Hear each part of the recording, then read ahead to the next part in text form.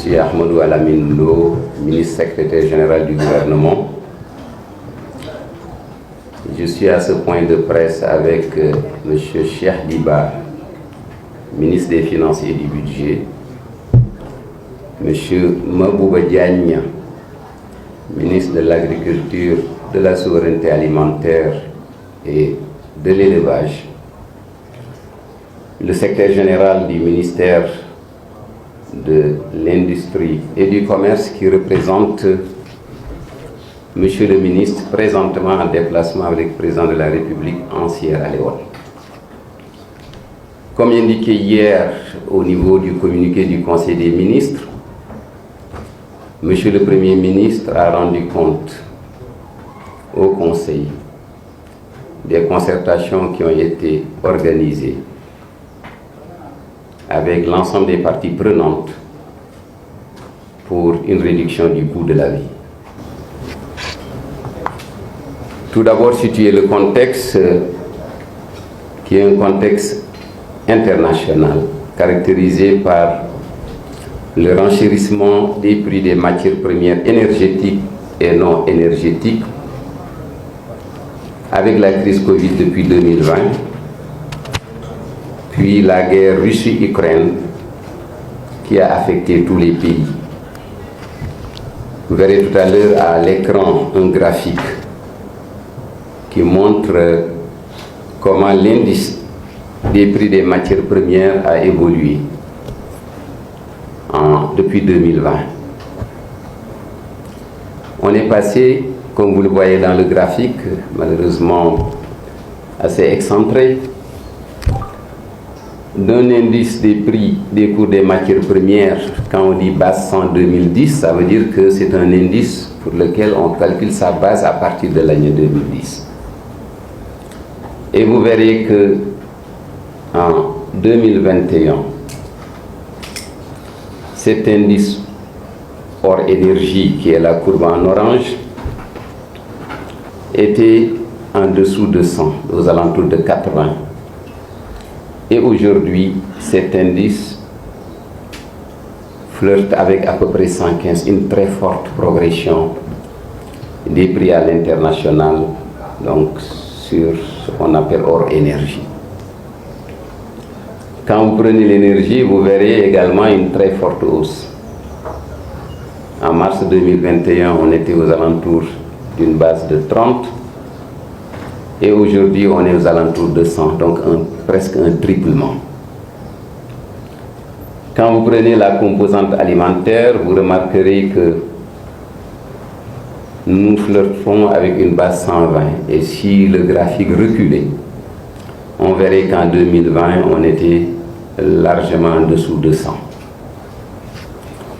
Ce contexte international, le Sénégal est une économie connectée. Le monde est un monde désormais avec l'économie libérale.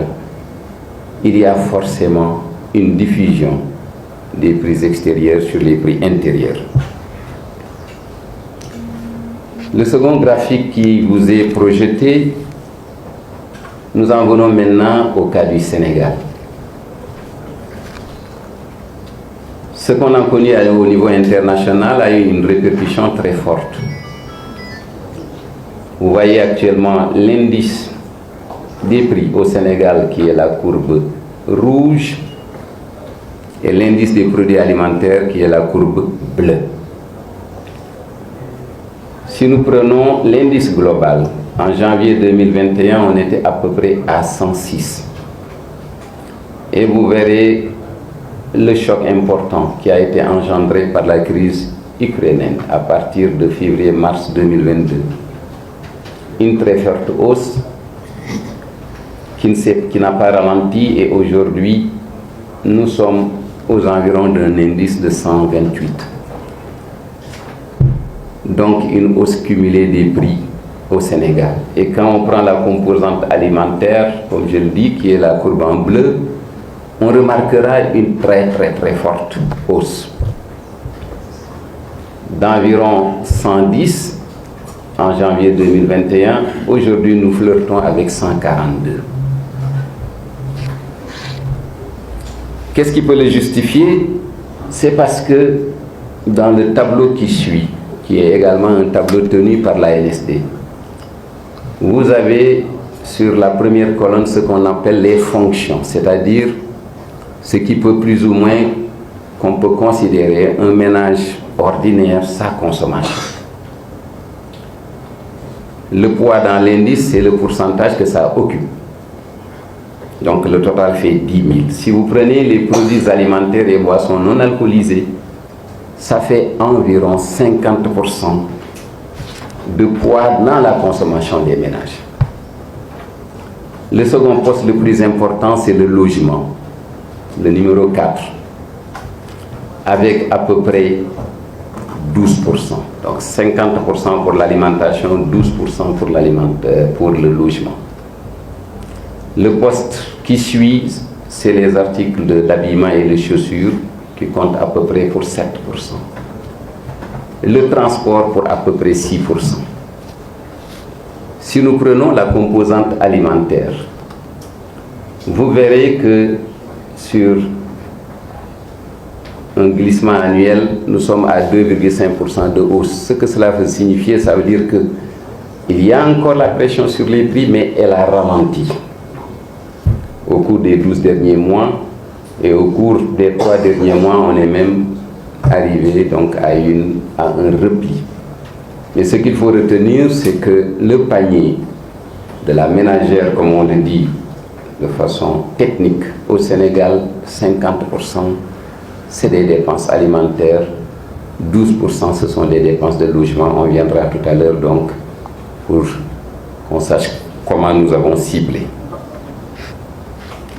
Alors, pourquoi ce qui se passe sur l'alimentaire peut avoir une répercussion importante sur le coût de la vie? C'est le graphique qui suit.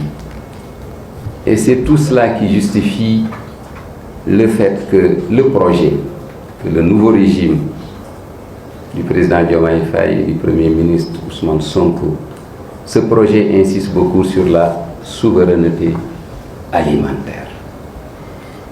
Si vous regardez la courbe en bleu, donc comme la courbe en orange, je pense que ça donne l'allure un peu de ce que nous connaissons. Peut-être qu'on peut venir sur la courbe suivante, sur la composition des importations de produits alimentaires. C'est parce que fondamentalement au Sénégal, nous importons l'essentiel de nos produits de consommation courante. Que ce soit l'alimentaire, que ce soit le pétrolier. Si nous prenons l'alimentaire, en 2017, les importations faisaient 683 milliards. En 2022, on est à presque 1100 milliards. Et comme nous l'avons montré, les prix à l'international sont des prix qui augmentent, qui ont fortement augmenté pour les chocs qu'on connaît. Et l'essentiel de ce que nous faisons, nous l'importons. Donc dans un tel contexte, l'État du Sénégal s'est attelé à réduire l'impact sur le niveau de vie des populations de ces chocs externes. Et ce sont des chocs qui affectent tous les pays du monde, tous les pays du monde. Le président de la République et le Premier ministre le disent, le répètent, que le peuple sénégalais a fait des sacrifices énormes pour l'avènement de ce nouveau régime. Et donc nous avons l'obligation, au niveau et du président de la République et du gouvernement, de rendre hommage à ce peuple en l'aidant à supporter ce coût de la vie.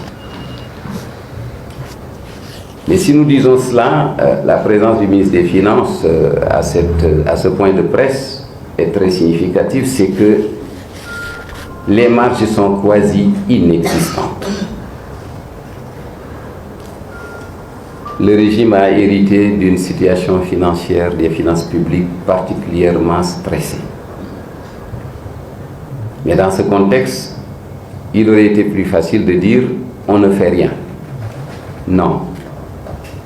Le gouvernement est allé chercher les niches résiduelles pour lancer des toutes premières mesures de baisse.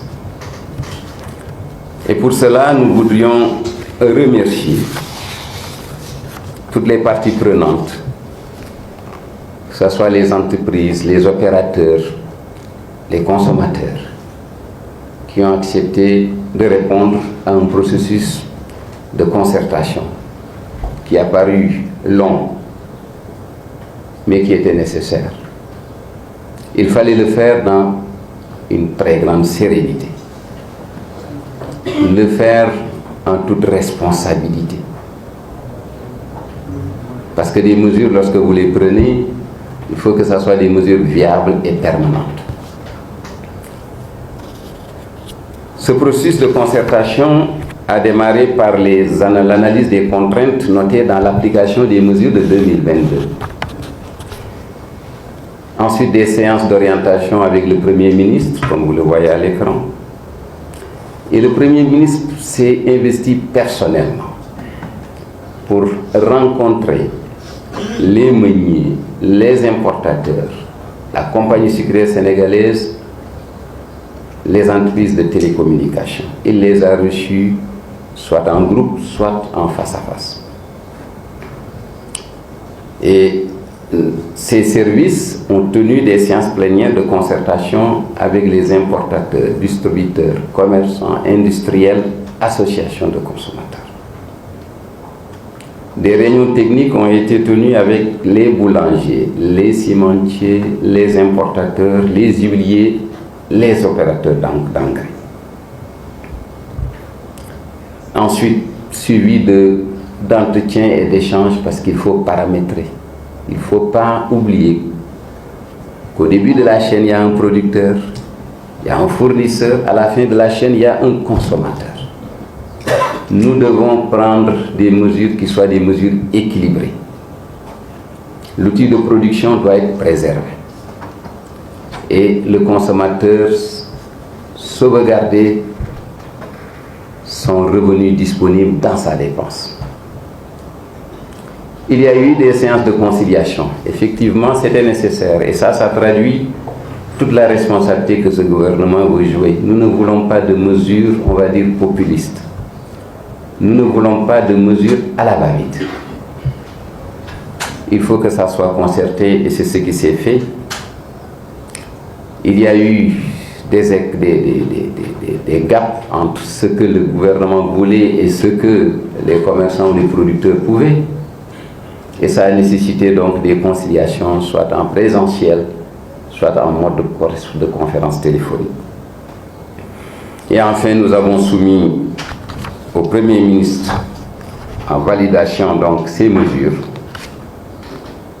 et qui ont été soumises à Monsieur le Président de la République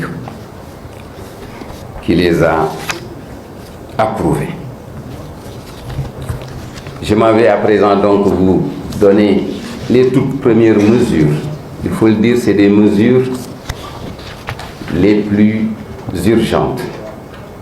Mais ce n'est qu'un processus. Réduire certes les prix, mais comme je le disais, veiller à l'approvisionnement correct du marché, à la viabilité des entreprises, mais aussi à la soutenabilité de l'effort fiscal et budgétaire. Les mesures suivantes ont été prises. En ce qui concerne le sucre cristallisé, après échange avec les importateurs et la compagnie sucrière sénégalaise, il a été décidé d'homologuer le prix à 600 francs CFA contre 650 francs CFA actuellement, soit une baisse de 50 francs CFA. Ça nécessite quand même qu'on veille à l'application de ces prix parce qu'il nous a été signalé, notamment par la compagnie sucrière sénégalaise, que ces prix homologués ne sont pas réellement les prix qu'appliquent les commerçants. Nous y reviendrons tout à l'heure pour dire qu'est-ce que nous ferons pour que ces prix soient respectés. Sur le riz brisé non parfumé, il a été décidé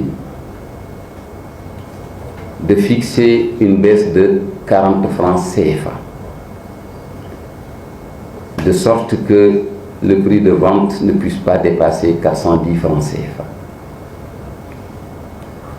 Évidemment, ce sont les efforts sur la base de l'approvisionnement actuel du marché qui se fait sans le riz indien qui est le moins cher. Et pour le riz indien, le gouvernement a engagé des échanges avec le gouvernement de l'Inde et à l'heure où nous parlons, des bateaux transportant à peu près 80 000 tonnes de riz indien sont en route. Et des échanges avec le gouvernement indien ont abouti au fait qu'un quota substantiel nous a été fixé pour permettre d'aller importer ce riz et abaisser le prix du riz en dessous de 400 francs CFA à partir du mois d'août 2024. Mais en attendant, une baisse de 40 francs a été fixée. En ce qui concerne l'huile raffinée, notamment l'huile la plus consommée par les ménages qui sont dans des bidons de 20 litres, il a été décidé d'apporter une baisse de 100 francs CFA. En ce qui concerne le pain, les échanges ont été ardus et soutenus avec les boulangers, avec les meuniers. À l'issue des échanges, il a été retenu d'opérer une baisse de 15 francs CFA en entendant de poursuivre les échanges, notamment avec les meuniers. Et donc, la baguette de 190 grammes passerait de 175 francs CFA à 60 francs CFA au travers de la suspension des droits de douane sur le blé et la TVA sur la farine de blé. Et un effort est demandé également aux meuniers. Et comme je le dis, les échanges vont continuer. Pour l'instant, c'est 15 francs CFA. En ce qui concerne le ciment, comme vous l'avez vu tout à l'heure au niveau des fonctions de consommation, le logement est la seconde fonction après l'alimentaire. Il a été décidé par le président de la République que le ciment à base d'habitation, il y avait une taxe parafiscale de 2000 francs CFA qui devait aider à constituer une enveloppe pour le logement social. En attendant que ce programme qui s'appelait 100 000 logements soit redesigné, cette parafiscalité de 2000 francs CFA a été suspendue, mais de façon ciblée. Ça ne s'appliquera qu'au ciment à usage d'habitation et donc les grandes entreprises devront continuer à acquitter cette taxe. Voilà pour ce qui concerne, on peut dire, les mesures immédiates directes. D'autres mesures ont été prises. Comme on le disait, le logement est le point essentiel. Le gouvernement, le président de la République, a décidé de faciliter l'accès au logement en affectant notamment le foncier de Mourkat dont vous avez entendu parler tout à l'heure et tout autre site, de les affecter à des promoteurs pour leur mise en valeur et aboutir très rapidement à la mise en œuvre du programme d'accès facilité à un logement.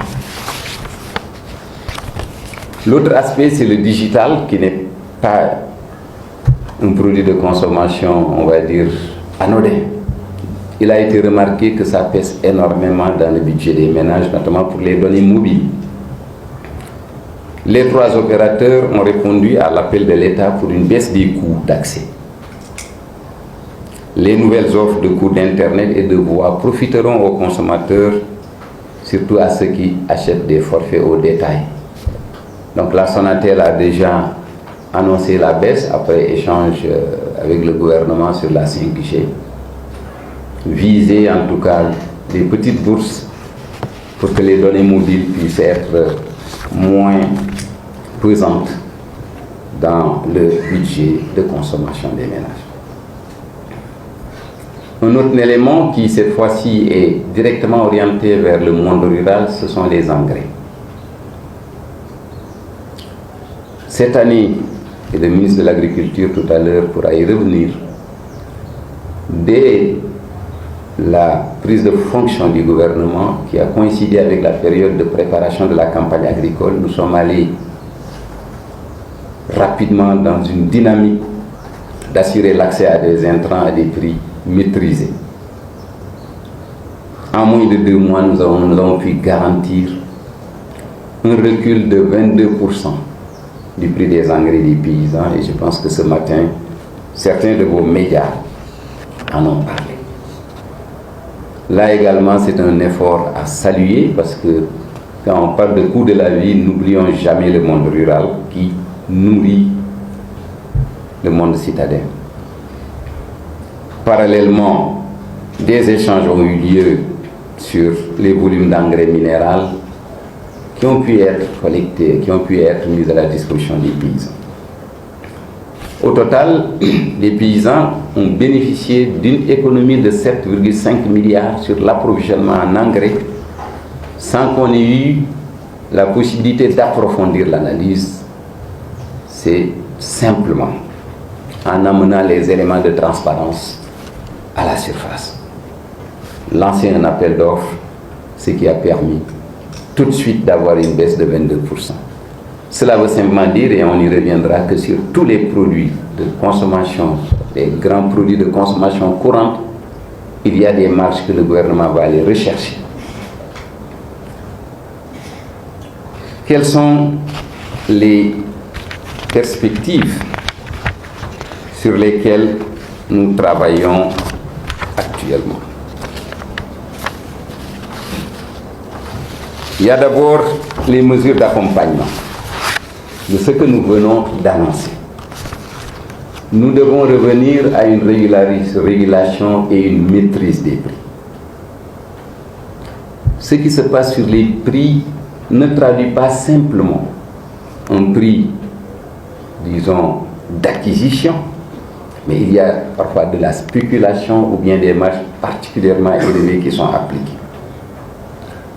Le gouvernement a décidé, comme mesure d'accompagnement à ces mesures, de mettre la régulation et la maîtrise des prix au centre de tout. Par le renforcement du contrôle économique. Mais en cela, nous faisons un appel aux citoyens pour qu'ils soient des acteurs de la surveillance du respect des prix homologués. Je le signalais tout à l'heure. Pour assurer cette régulation, le gouvernement va revenir au système des magasins témoins. Dans toutes les localités, des magasins témoins vont être mis en place en impliquant les jeunes et les femmes. Ça créera des emplois et ça donnera également une traduction concrète de l'engagement du gouvernement désormais de faire du service civique et des volontaires civiques une arme de développement. Donc ça va être mis en place au travers des magasins témoins. Les moins jeunes s'en rappelleront, la Sonadis, qui était donc une société de l'État qui parvenait à réguler les prix. Ce n'est pas pour aller concurrencer, mais c'est pour aller faire de l'affichage clair et net. Il y a également le marquage des importations et la digitalisation. Nous allons utiliser beaucoup de la digitalisation pour que les spéculations et les marges indues ne soient plus de mise.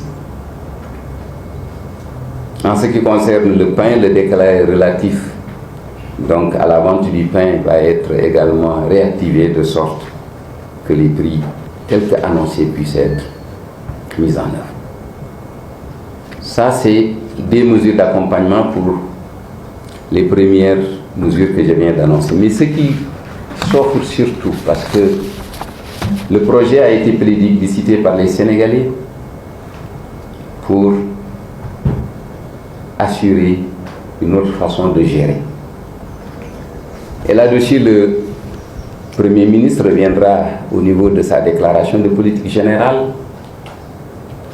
Un nouveau référentiel de politique économique, sociale, sera mis en œuvre avec une vision sur 25 années Une vision qui met la souveraineté alimentaire au centre des préoccupations. Et avec de très grandes réalisations attendues dès ce premier plan quinquennal 2024-2029. L'objectif, c'est d'arriver à avoir un coût de la vie au Sénégal parmi les moins chers en Afrique, en boostant la production locale. Mais surtout en réduisant les coûts engendrés par de l'intermédiation non indispensable. Il y a beaucoup d'intermédiaires dans les filières.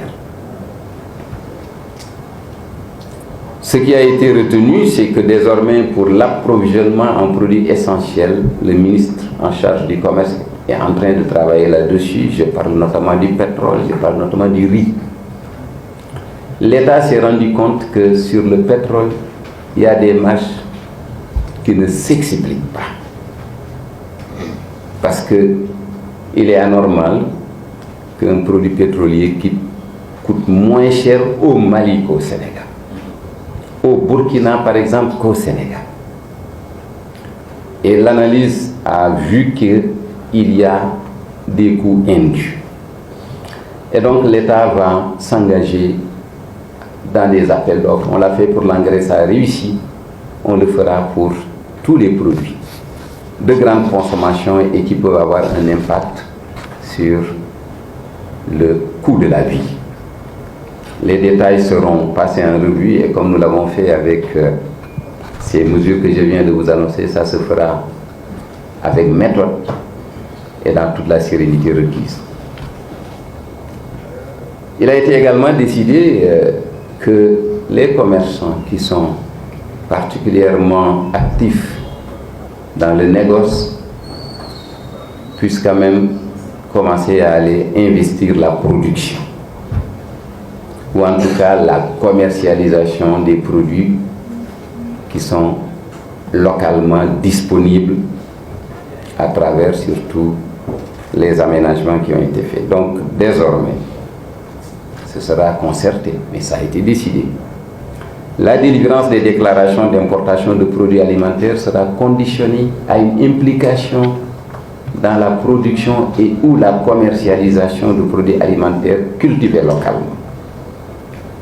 Parce qu'il n'est pas normal que le négoce soit le seul élément par lequel des gens arrivent à faire beaucoup de marge, sans pour autant que la production locale n'en profite. Il a été également décidé, parce que l'électricité coûte cher, le gasoil, l'essence, que nous allons diversifier les sources d'approvisionnement en pétrole du Sénégal. Il y a également un élément essentiel, c'est que, encore une fois, c'est les toutes premières mesures, parce que nous venons à peine de faire 2 mois. Nous sommes engagés sur un chantier important de réduction du train de vie de l'État. Et tout gain tiré de la réduction du train de vie de l'État va être réinvesti sur le filet social,